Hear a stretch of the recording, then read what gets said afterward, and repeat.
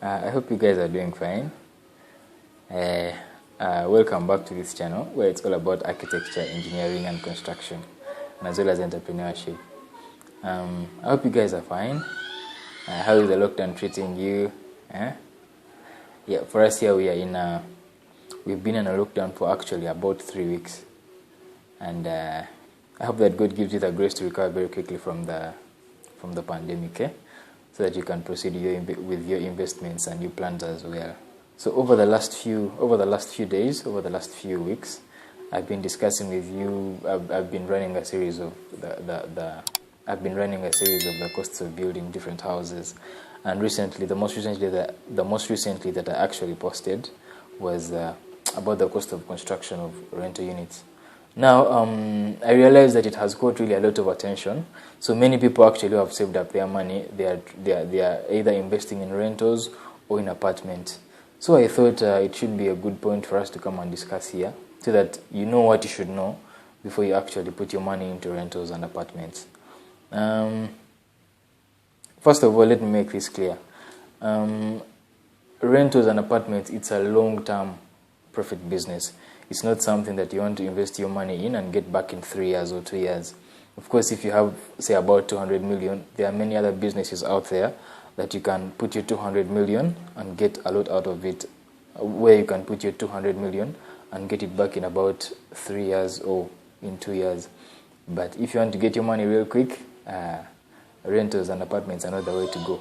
But so you might be asking yourself, why do people still invest in rentals if they return your investments after a long time? Because there is very low risk. There is very low risk, there is less hard work. After you put in your money, you just know that I have an assured steady income every month that is coming actually into my pocket.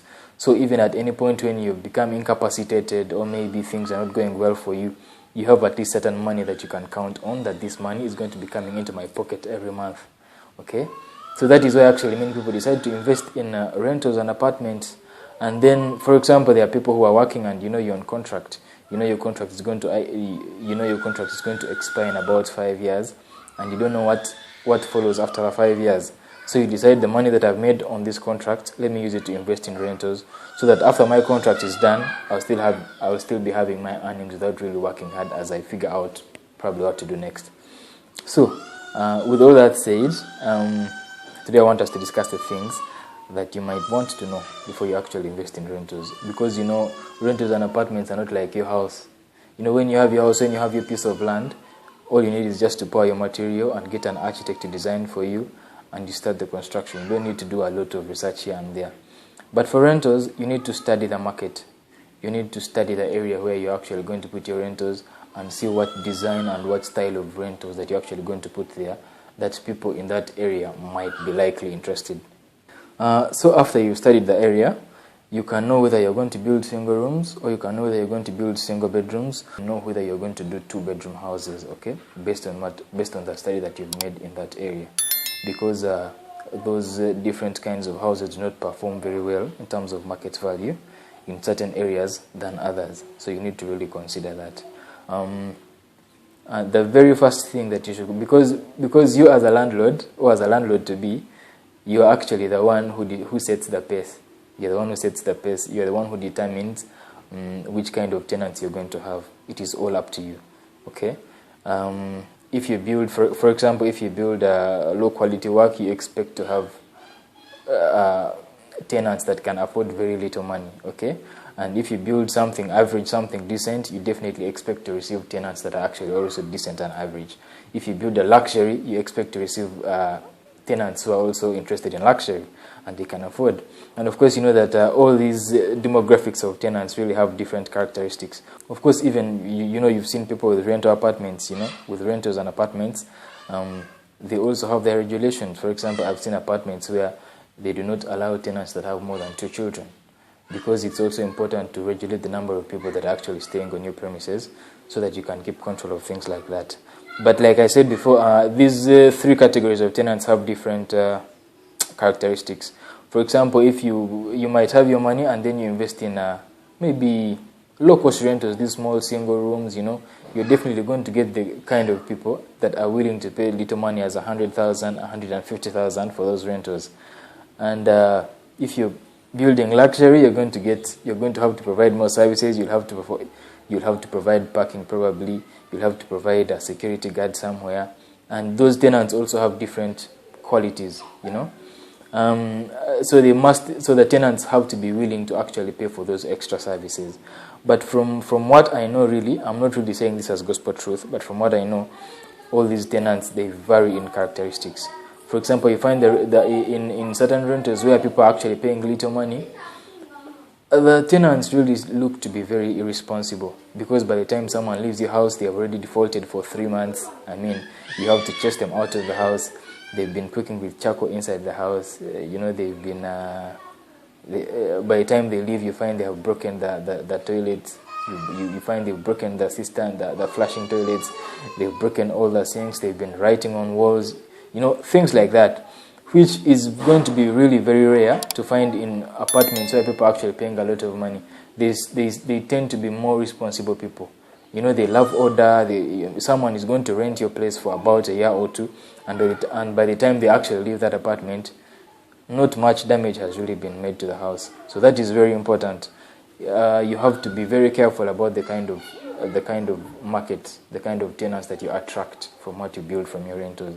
Don't be so quick to build cheap things because it's your budget, you know. So if you have the money, I would recommend you build something nice so you attract a certain class of tenants that are really responsible. They're responsible people who actually pay a lot of money, even pay on time. And tenants who actually pay little money, they take long to pay. You have to be chasing after them. And you know, you as someone who has really gathered your money and has earned your money the hard way, you don't want to earn your money and then you start chasing after people to pay back your money. That is why some people who have rentals, they even hand over their rentals to property managers. But there is a certain quality of rentals you can't even hand over to property managers because it's low value. I mean, you're building small rooms and each room is about 100,000. Let's say you build 5 rooms and the total income you're getting from it is 500,000. You know, from 5 rentals, if each is paying 100,000. Of course, I'm talking about places like you know, those remote places. You know, so you find that you cannot even afford to hire a property manager to take over your property because your property is low value. Okay, so it's important that you predict the value of your property before you actually even start the construction. So you who is watching this video, you might be asking yourself, what is your point? What is your point? Like, what's up? My point is, one, I'm really an advocate of good things. I'm an advocate of good things. So what I'm recommending to you is that when you are putting, a lot of people put a lot of emphasis on their houses and they do not put enough emphasis when they're actually building rentals. But remember, rentals are actually an investment. So when you're investing in your rentals, give them the best, just as you would give to your own house, because it is going to help you to attract a certain class of tenants who are actually responsible and that are going to take good care of your property, and you are going to benefit more from the property. Yes, like for real. Because let me give an example. Why would you build a single room somewhere and get 150,000 from it? You know, and then someone just adds a little extra touch and builds the same size of a house elsewhere and is getting rent of 250,000 from it because it has good value. I don't know if you get the point. So when you're doing rentals, don't compromise so much on materials, because it does not benefit you something that you have projected that you're going to get 150,000 from maybe for the next 10 years. And by the time the rental has reached its 7th year, it has already lost its value. You cannot even rent it out anymore at 150,000. You need to use good materials even on rentals so that your investment or your rentals or apartments will keep on bringing in the money even after its life of returning your investments. Even after the 10 years of returning your investments, it should be in a very good position to still keep earning you more money. You get? Don't compromise on rentals and apartments, and yet on your houses you want to give them the best. Okay? This is an investment as well. This is what brings you money. So anyway, guys, this is really my opinion. This is my opinion. I know that you have your opinion too. I know that you have your experiences too. So you who is there, who is a landlord to be, or who is a landlord already, now share with me your comments. What do you think about it? But as far as everything is concerned, I'm still bringing you more videos on. Actually, in my next video, I'm bringing to you the costs of building apartments. Like, I'm going to break them down, the actual costs of building apartments.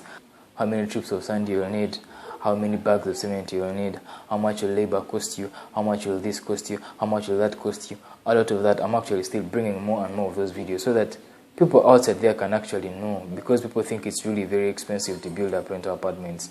It's not really expensive, so that you can know these things before you actually invest your money in the rentals. You can know how much it should be costing you by the end of the project. So if you're new to this channel, I recommend that you subscribe so that you can keep getting more information. Also remember to like the button, because when you hit the like button, it helps the YouTube algorithm to push this video to more people so that they can actually see this information. Okay, otherwise, thank you very much guys for watching and have a good time.